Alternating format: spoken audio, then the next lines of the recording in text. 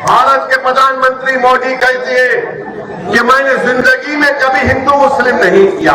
मोदी जी, ये कब्रिस्तान शमशान का मैंने कहा था, 80-20 मैंने कहा था, कपड़े देखकर पहचानो किसने कहा था। आसाम का मुख्यमंत्री कह रहा है कि 400 दे दो, हम काशी मथुरा भी छीन लेंगे, हम पाकिस्तान से पीओके ले लेंगे। ये 400 पार की बात जो बीजेपी कर रही है वो संविधान को बदल देंगे। 10 साल से आप पीओके ले रहे थे मगर आपने पीओके नहीं लिया, तो मालूम हुआ 10 साल से नरेंद्र मोदी सिर्फ चाय पी रहे थे और सो रहे थे। भारत की संसद में हमने, हमारे बुजुर्गों ने एक रेजोल्यूशन पास किया था कि वो भारत का हिस्सा है। अरे आप 10 साल से क्या कर रहे हैं?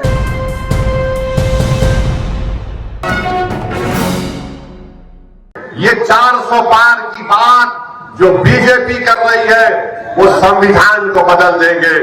अगर आपको मेरी बात का यकीन नहीं है तो जाकर मेरे भाषण के बाद इंटरनेट पर देख लो, आसाम का मुख्यमंत्री क्या कह रहा है।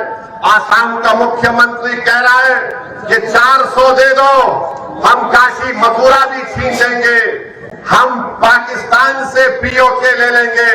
मोदी जी, 10 साल से आप क्या कर रहे थे?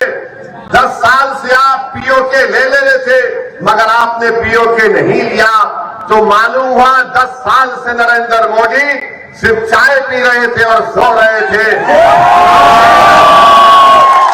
अब चुनाव आ गया तो मोदी कह रहे हैं कि पीओके ले लेंगे। मोदी जी, पीओके ले लीजिए ना। भारत की संसद में हमने, हमारे बुजुर्गों ने एक रेजोल्यूशन पास किया था कि वो भारत का हिस्सा है। अरे आप 10 साल से क्या कर रहे हैं? मगर आप भाजपा के लोगों से पूछो तो बोलेंगे पीओके ले लेंगे। जब उनसे पूछो चीन का क्या करोगे, चीन भारत की 2000 स्क्वायर किलोमीटर जमीन पर कब्जा करके बैठा है, तो नरेंद्र मोदी और बीजेपी के लोग सन्नाटे में आ जाते हैं, सन्नाटे में आ जाते हैं। भारत के प्रधानमंत्री मोदी कहते हैं कि मैंने जिंदगी में कभी हिंदू मुस्लिम नहीं किया। आपको यकीन है? मोदी जी कह रहे हैं कि मैंने कभी नहीं किया। मोदी जी, ये कब्रिस्तान शमशान का मैंने कहा था, 80-20 मैंने कहा था, कपड़े देखकर पहचानो किसने कहा था। मेरे भाई, आज भारत के प्रधानमंत्री कहते हैं कि अब मुस्लिम महिलाएं ज्यादा बच्चे पैदा करती है, झूठ है, घुसपैठी कहते हैं। और फिर देश के प्रधानमंत्री है, 133 करोड़ जनता के प्रधानमंत्री है, मगर मोदी कहती है कि 15% लोगों को ज्यादा दे दिया जाएगा। अरे मोदी जी, आपको इतनी नफरत क्यों है? इतनी नफरत क्यों है आपको? ये देश, भारत जो हमारा देश है, मेरे मरने के बाद भी, आप तमाम के दुनिया के चले जाने के बाद भी, मोदी जी के जाने के बाद भी देश भारत रहेगा। मोदी जी, भारत को कमजोर करने का काम मत करो, झूठ बोलना कम करो, सच्चाई को बयान करो। अगर सच्चाई को नहीं बोल सकते मोदी जी, तो कम से कम झूठ को तो आम मत करो, नफरत को आम मत करो।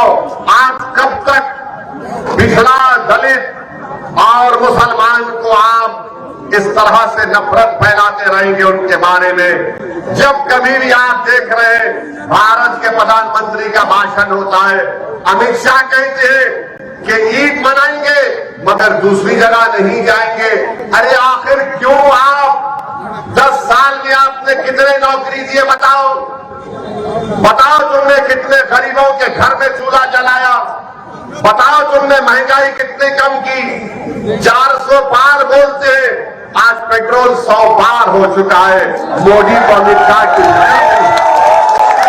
कोई फिक्र नहीं है। ये एक एक बात आप सुन लो उनकी, जिनके पास दिखाने को कुछ है ही नहीं। कुछ नहीं है दिखाने को, मगर सिर्फ नफरत फैलाना इनका काम है। मगर याद रखिए, अगर पिछड़ा दलित और मुसलमान को इंसाफ अगर मिलेगा तो पीडीएम के जरिए से मिलेगा। हमारी बहन पल्लवी पटेल साहिबा ने एक बहुत बड़ा बोझ उठाया है। हम आपसे अपील करने आए हैं कि आप उनका साथ दीजिए। ये हमारे दुश्मन जो सियासी दुश्मन है वो बोलेंगे ओवैसी वोट काटने आया है, ओवैसी बी टीम है। मेरे भाई, ये जो इंडिया अलायंस है महाराष्ट्र में 48 लोकसभा की सीटें, एक भी मुसलमान को टिकट नहीं देते और आकर हमको गाली देते हैं। हैदराबाद में हमारे खिलाफ कांग्रेस ने उम्मीदवार खड़ा कर दिया, बीजेपी ने खड़ा कर दिया और सब ये समझ रहे थे कि अब के बार हैदराबाद की सड़कों पर असदुद्दीन ओवैसी को हम रोक लेंगे। मगर आप देखना इंशाअल्लाह ताला 2019 में जितनी हमको हैदराबाद और अल्लाह ने मेजॉरिटी दी, उससे ज्यादा मेजॉरिटी से इंशाअल्लाह और हमारे सुनिए, हमारे लिए मोदी जी आ गए, अमित शाह आ गए। अमित शाह 2 मरतबा आ गए। अमित शाह साहब इतना पुकार कर कह रहे थे, हमको लग रहा था कि कहीं कुछ हो ना जाए उनको, कहीं कुछ हो ना जाए उनको। मगर बहरहाल मेरे भाई, आज आपसे एक ही गुजारिश है कि एक नई शुरुआत करिए, एक नया इनकलाब लिखिए। याद रखिए, अगर भारत की पार्लियामेंट में पिछड़ा दलित और मुसलमान की नुमाइंदगी नहीं होगी तो फिर कौन आपकी आवाज बनेगा? कल अगर यूनिफॉर्म सिविल कोड का बिल आएगा, कल अगर यकसा सिविल कोड का बिल आएगा, तो क्या आप समझते हैं कि अखिलेश की पार्टी वाले कुछ बोलेंगे? अगर कल कोई ऐसा कानून लाया जाएगा जो प्लेसेस ऑफ वर्शिप एक्ट को खत्म करेगा, तो क्या भैया उठ के कुछ बोलेंगे? भैया तो सिर्फ यही बोलते हैं कि दरी बिछाओ और अपनी जवानी मुझ पर कुर्बान कर दो।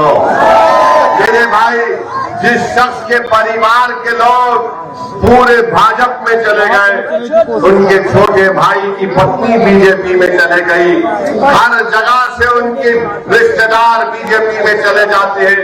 तो हम आपसे अपील कर रहे हैं कि अपना एक वोट एनवलप के निशान पर लगाइए।